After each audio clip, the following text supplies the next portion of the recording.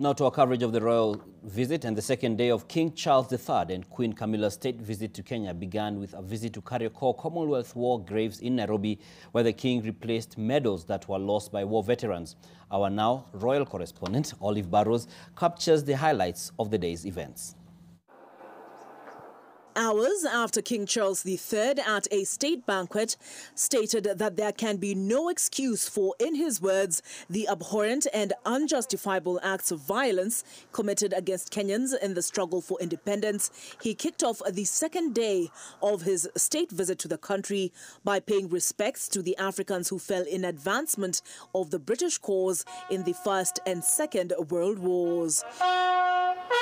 The king and his queen, Camilla, laid wreaths at the Commonwealth War Graves Commission's Kariokor Cemetery, where they also presented 4 veterans who fought alongside the British in the Second World War with medals. Much to your surprise, they've come back.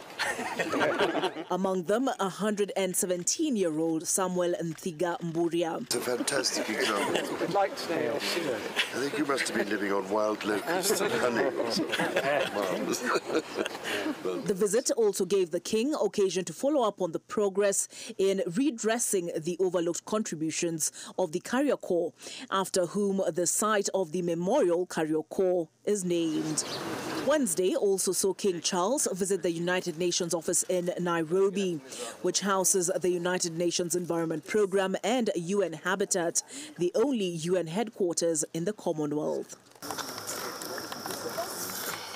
In line with the conservation agenda, he later visited the Karura forest, where he engaged legendary marathoner Eliud Kipchoge before planting a tree with 10-year-old environmental campaigner Karen Kimani,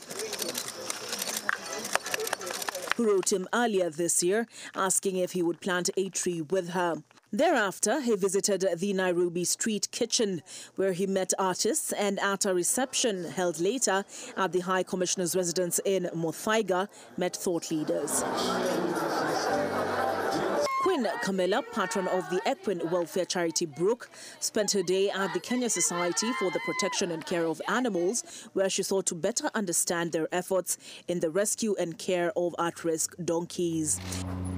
Very, very happy to. Later, together with King Charles, they spent some time with orphaned elephants and a baby rhino at the Sheldrick Wildlife Trust in the Nairobi National Park.